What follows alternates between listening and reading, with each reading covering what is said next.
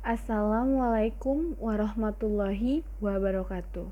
Hai semuanya, apa kabar? Semoga kalian sehat selalu ya, dan jangan lupa tentang protokol kesehatannya. Nah, tetap semangat ya, walaupun kita masih melakukan PJJ di rumah. Jangan lupa untuk absen, mengerjakan tugas, dan menonton video YouTube di YouTube SMA Widya Manggala. Hari ini saya hanya ingin mengulas kembali pembelajaran yang kemarin sudah kita ulas di minggu pertama dan minggu kedua tentang kelompok sosial dan dinamika sosial. Tetapi sebelum kita ulas kembali pembelajaran hari ini, alangkah baiknya kita berdoa sesuai dengan keyakinan masing-masing. Berdoa dimulai. Amin. Oke. Sebelum kita mulai, siapkan dulu buku tulis dan alat tulis kalian ya untuk mencatat hal-hal yang penting yang ada di video pembelajaran hari ini. Nah, kemarin kita sudah belajar ya, kelompok sosial. Semoga kalian masih ingat ya arti dari kelompok sosial. Nah, di sini kelompok sosial merupakan sekumpulan individu dengan karakteristik tertentu dan kesamaan identitas yang saling berinteraksi bersama serta memiliki kesadaran kolektif sebagai satu kesatuan. Ya, contohnya antara kamu dan grup teman-teman kamu bisa dikatakan dengan geng ya. Pasti kalian udah tahu ya arti dari kelompok sosial.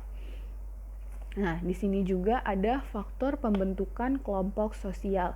Yang pertama ada kedekatan dan kesamaan. Pasti kalian udah tahu juga nih, kedekatan maksudnya apa, kesamaan maksudnya apa. Biar kalian ingat, saya jelaskan lagi ya. Kedekatan adalah mendapat menumbuhkan interaksi ya, seperti yang tadi dibilang kelompok sosial kan, artinya yang memainkan peranan penting terhadap terbentuknya kelompok pertemanan. Nah, dengan adanya kita misalnya mau buat geng nih, pasti kita harus deket dulu dong sama orang itu biar kita bisa membentuk namanya kelompok sosial. Dan yang kedua ada kesamaan. Yang dimaksud adalah kesamaan minat, hobi, kepercayaan, nilai, usia, tingkat kecerdasan, ataupun yang lebih spesifik karakternya bisa sama dengan orang lain gitu. Jadi dengan adanya pembentukan sosial ini ada dua faktor. Yang pertama kedekatan dan kesamaan. Tuh, ingat ya, ada kedekatan dan kesamaan. Nah, di sini ada tipe-tipe kelompok sosial. Maaf. Ada 6. Nah, kalau kalian ingin lebih lanjut, kalian bisa mengecek di video pembelajaran yang pertama. Oke, yang pertama di sini ada formal dan informal. Saya jelaskan lagi sedikit ya. Formal ini memiliki peraturan yang tegas yang sengaja diciptakan oleh anggota-anggotanya. Contohnya membuat OSIS, kayak gitu. Nah, informal adalah yang tidak ada peraturan tegasnya dan tidak diciptakan oleh anggotanya. Jadi bedanya formal dan informal, formal ada aturannya, informal tidak. Informal contohnya teman ataupun keluarga. Nah, yang kedua ada kelompok primer dan kelompok sekunder. Nah, kalau kelompok sekunder terdiri dari banyak orang yang sifat dan hubungannya tidak berdasarkan dari pengenalan secara pribadi dan tidak langgeng. Itu sekunder. Kalau primer yang sederhana di mana anggotanya saling mengenal dan adanya kerjasama yang erat. Tadi contohnya lagi, kalau di primer itu keluarga, kalau sekunder itu contohnya antara penjual dan pembeli yang ada di pasar. Nah, yang ketiga ada paguyuban dan patembayan. Paguyuban ini adalah bentuk kehidupan bersama di mana anggotanya diikat oleh hubungan batin yang murni bersifat alamiah dan kekal. Contohnya adalah keluarga ya. Paguyuban ingat, keluarga antar sesama saudara gitu. Kalau pentambaian, ikatan lahir yang bersifat pokok dan biasanya untuk jangka waktu yang pendek antara majikan dan bos gitu. Yang keempat ada in-group dan out-group. In-group adalah kelompok sosial yang dimana antara anggotanya saling simpati dan mempunyai perasaan yang dekat dengan lainnya. Contohnya geng nih, kayak geng, kalian punya geng, punya satu perkumpulan teman yang biasanya diajak bermain. Kalau out group, kelompok yang ada di luar suatu kelompok yang ditandai oleh adanya prasangka atau antipati, misalnya musuhan. Nah, itu in group sama out group. In group positifnya, out group negatifnya. Terus yang kelima, membership group dan referensi group. Member, pasti kalian udah tahu dari kata member, oke? Suatu kelompok sosial di mana setiap individu secara fisik menjadi anggota kelompok tersebut. Member ya, contohnya OSIS, anggota nih yang harus melakukan untuk mencapai menjadi anggota OSIS kan melalui beberapa tahap gitu. Sedangkan referensi grup adalah kelompok sosial yang mengacu pada bagi seseorang anggota kelompok untuk membentuk pribadi dan perilakunya, referensi gitu. Dan yang terakhir ada kerumunan dan publik.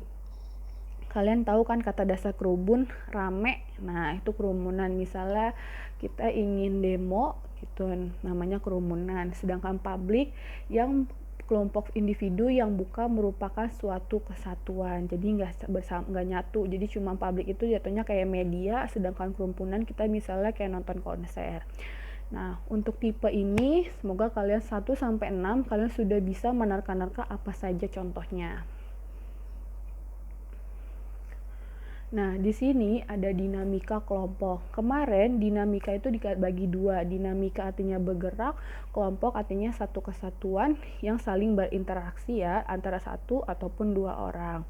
Nah, dinamika kelompok merupakan kelompok yang terdiri dari dua atau lebih individu yang mempunyai hubungan psikologis, hubungan antara sesama dengan jelas antara anggota satu dengan lainnya serta berlangsung dalam situasi yang dialami. Jadi misalnya dalam suatu kelompok, jadi merasakan ada suasana yang saling bersama, saling berbarengan seperti itu.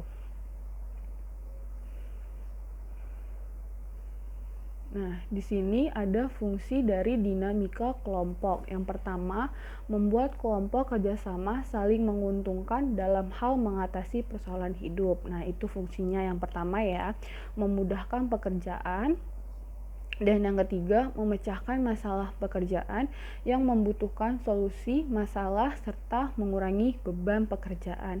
Intinya, dari fungsi dinamika dinamika kelompok ini adalah adanya kerjasama antar kelompok untuk menyelesaikan suatu pekerjaan atau masalah yang dapat menguntungkan suatu kelompok tersebut. Jadi kata kuncinya adalah kerjasama dalam dinamika kelompok. Oke. Nah, di sini ada beberapa kegiatan dinamika kelompok sosial. Yang pertama adalah pengenalan diri sendiri. Kita harus memahami diri sendiri kita seperti apa kemampuan kita yang harus kita tunjukkan di dalam suatu kelompok. Apa nih bakat kita gitu. Jadi kita harus mengenal dulu nih diri sendiri kita tuh seperti apa. Yang kedua adalah pengenalan orang lain.